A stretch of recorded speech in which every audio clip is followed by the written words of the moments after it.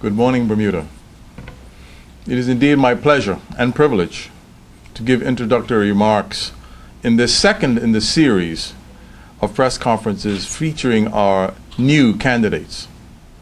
Today, Bermudians face the most daunting set of challenges in our history. Chief among these challenges is the precarious state of our economy. These economic challenges have a major impact on the lives of Bermudians today and in years to come. This morning's conference will focus on the soaring national debt and how it affects young people and future generations. Our speaker this morning will be Nandy Davis, OBA candidate for constituency number 2, St. George's West. Now, we have heard a great deal of rhetoric coming from the government during this election campaign, all to distract voters from the real and pressing issues facing our economy.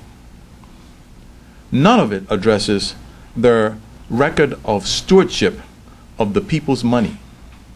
In fact, the government doesn't want to talk about their record because it's hard to defend the indefensible.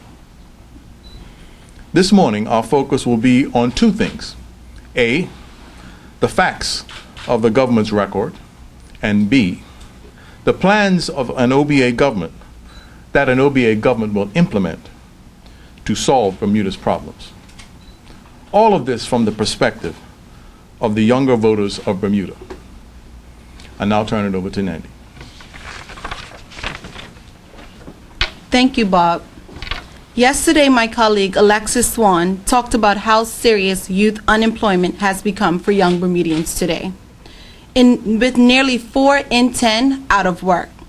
This morning, I would like to talk about a serious problem young Bermudians will face tomorrow, and it's just the billion-dollar debt built up by this government in just a few short years. A lot of people talk about the debt as government debt, but it's really the people's debt, because we are ultimately responsible for paying it off in forms of taxes. Since 2005, our debt has grown more than 700%. It is now approaching $1.5 billion, which is a lot for 60,000 people. But it's going to get worse. For the 5th straight year, the government is spending more than it takes in, and it's now borrowing to pay people's salaries and operating expenses. That's like a householder borrowing to pay for groceries. It's not sustainable. Borrowing so much money also costs a lot of money. This year, the government is spending at least $85 million to foreign creditors just to pay for the interest on its debt. That's a huge amount of money. Debt interest payments are now one of the largest single spending items in the government's budget, behind education and health care. They are the reason the government has been cutting back important public services. They're why teachers have been laid off. They're why fewer police are on the streets, why Sunshine League was closed, why Mirrors was cut back, and why the Family Center is getting less support. As a mother with a young son, I am very concerned with what's happening, but I am even more concerned about what's to come. The government appears to have lost control of its finances.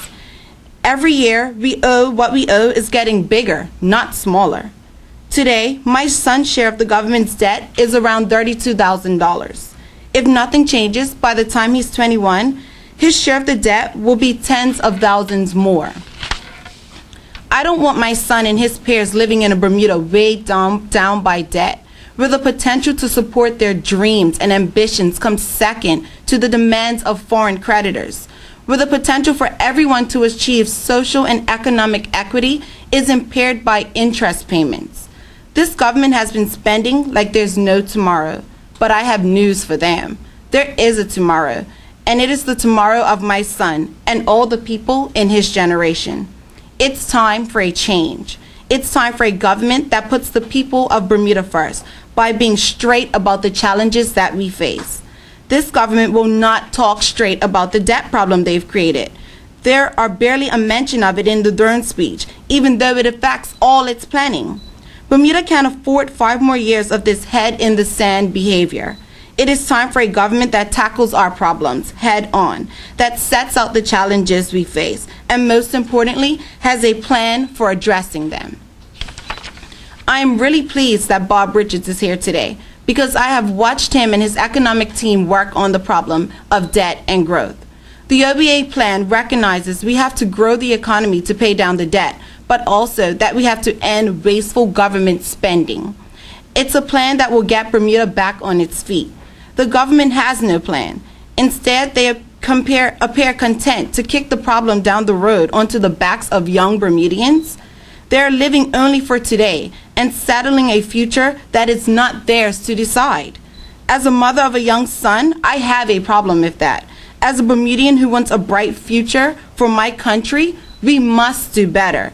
It's time for a change.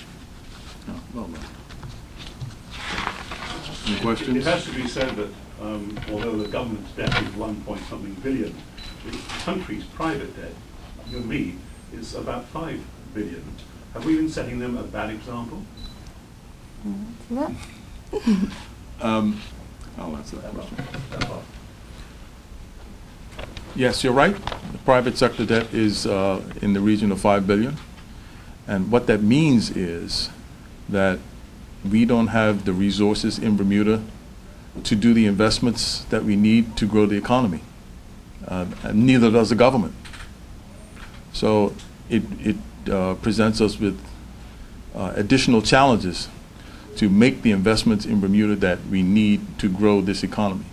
But we have plans for that at OBA. We recognize this problem. We have plans for that.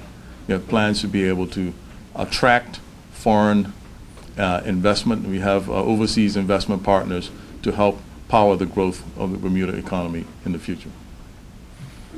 Mr. Richards, I think I want to take over this press conference. Premier raised the debt ceiling, I think it's $2 billion. Do you foresee that ceiling being further raised based on the current trend? If we keep going the way we're going, there's going to be no end to this. And that's why we need a change. Are you committing not to raise the debt ceiling? No, I'm not. Ms. Davis? I was talking to the parliamentary registrar yesterday, who said that 35% of the people who are not registered are actually between the ages of 18 to 29. Does that concern you at all, and why do you think that is? It is a concern for me. As young Bermudians, everyone needs to know that we do have a voice.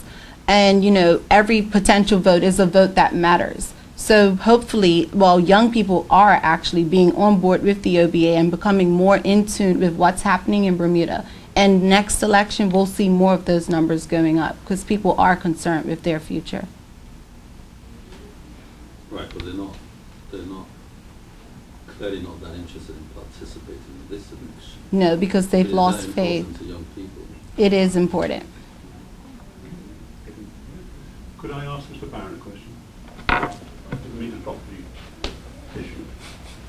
Brian, I'm clearly the budget expert for the One Bermuda Alliance. I'm afraid that last night's shooting I was going to bring up.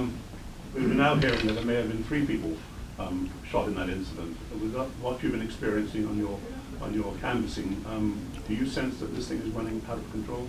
Firstly, does anyone here live in Warwick? Any of the Yes. reporters live in Warwick? I live for it. The community of Warwick is shaken right now, and they're deeply concerned about what happened last night. We've had a multiple shooting, and we've had multiple scenes. This is an issue, is a complex social issue. It involves all of us. We all need skin in the game. We all need to take care and stop the excuses. We really need to get involved, all of us. This is not just a police problem. It's not just a national security problem. This is a community problem. Thank you very much. Thank you.